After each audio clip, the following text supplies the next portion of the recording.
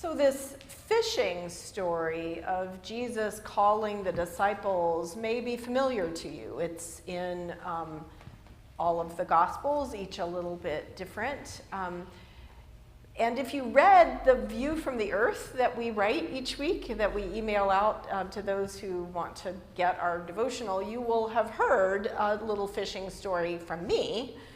I do not have the best record or history in fishing in my life, nor is my family particularly gifted in this area. And the story I shared there was about my daughter's first fishing expedition, which seemed very romantic, I'm sure, to my father, her grandfather, when at age 7, she wanted her granddaddy to take her to the pier and go fishing at the beach in North Carolina, where we go on vacation. Now, my father had gone to that goat rodeo before, as they say. He had tried it with me. He had tried it with her older brother, Jacob, and not much success. A lot of hot sun, sunburn, bad feelings all around. That was pretty much the way it went.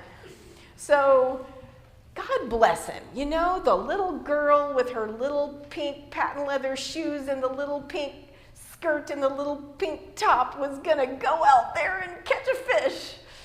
So he bought into the dream, you know, and out we went, you know, trying to start at dawn, but getting there at the bright crack of 11 a.m., right? There was a lot that had to be done, you know, the lunches packed, the sunscreen, all of the rental equipment. It was a mess. So, by the time we got there, the real fishermen, the good old boys of North Carolina, were probably deep into their cooler of beer because nobody had fish in those coolers. Nobody was catching anything. It was not a good day. But into all of this comes my daughter. She baits her own hook with an old stinky shrimp. She, with Dad's help, you know, casts it out. And then she waited for probably 15 seconds and didn't catch anything.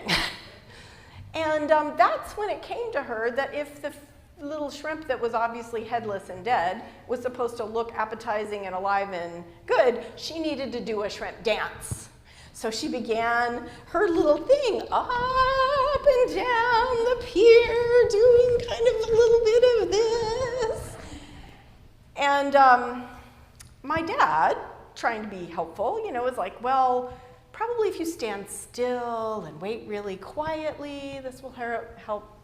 She would have none of it. She was going to catch a great big fish.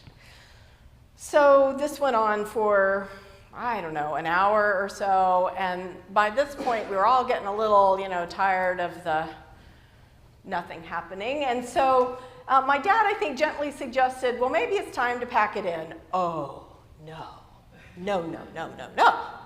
We were going to try it, and we were going to move the entire expedition and the coolers and everybody, the whole family, over to the other side of the pier, which we had not tried yet. Does this sound like your Bible story of today? So at this point, some of the good old boys decide they need to intervene. Little lady, I don't think that you're going to have much luck today. It's just, you know, it's not the day for fishing. It's just not going to happen. Oh, no, she says, there are fish on this side. So she tosses it out, and almost immediately, the line starts to bend, and she's doing full-on, you know, Hemingway with the marlin, you know, and she's going to reel in this giant fish. And sure enough, up comes from the ocean like a 2-foot shark. It was amazing. And so suddenly it's the only excitement on the pier. There are like 40 people gathering around. And what was cool was she hauls it in and she's like, okay, let's go home. Job done. My daughter turned 23 yesterday. She was 7 when this happened, but it is one of my most vivid memories because it so speaks to what Jesus meant when he said, unless you become like a little child, you will never enter the kingdom of heaven. The faith that we are called to have is so countercultural. It's so not like the way this world works, the way this world thinks. And every force on earth, it seems to me, seems committed to getting us to lower our expectations. Let's get real. And I say this to you as a confession because, I want that kind of faith, don't you? It made me look at this story in the Bible fresh and different. And I'm looking at it, and it's like, why did they go out again into the deep water with Jesus? I mean, I don't know whether you caught the arc of the story there, but Jesus is preaching to people on the shore. There are apparently lots of people coming to hear him preach, and so he has to get into a boat. They're kind of crowding him, backing him into the water. So he kind of picks the random Peter, can I get in your boat? And he gets in the boat.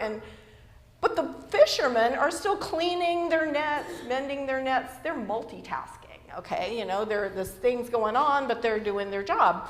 And when the sermon is over, Jesus said, hey, here's an idea, let's go fishing. I mean, they just finished. They were out all night. They caught zippo, nothing. And here's this Bible nerd carpenter from Nazareth, 10 miles from the Sea of Galilee, who thinks he knows about fishing? So Jesus, so Peter's line there is Master, we've been out all night and we've caught nothing. And then Luke says the next line is this one. It's a very Bible line, right? Luke says, the next thing he says is, yet if you say so, I will let down the nets. So in Bible study on this passage, we were wrestling with that. What happened between sentence 1 and sentence 2? That's intriguing. Was there a really long pause between this ain't happening, we've been trying, this is not going to improve, and yet if you say so, okay, we'll give it a try. What happened? What changed? I thought, did Jesus give him the stink eye? Did Jesus get really frustrated and start trying to throw the nets out prematurely or something? And Peter's okay, I'll do anything you ask, just don't mess with my stuff. Or did Jesus do that, floating Jesus on an icon thing and just stand there so peacefully that Peter just was okay then, you're evidently the Son of God and I'm going to do something. We have no idea. But what I think is incredible is the second thing that happened is that Peter, so it's incredible that he does the thing. He goes out fishing again, gets all those nets unfolded and dirty again for nothing. When nothing happens on one side, throws the nets up on the other. There is so much fish now taking the 2 boats are getting swamped. This is bigger than a 2-foot shark incident here. So it's interesting that everybody, it's all hands on deck. All the fishermen are helping out except for Peter. Peter, it says, falls to Jesus' knees and says, Lord, have mercy on me, a sinner. Go away from me.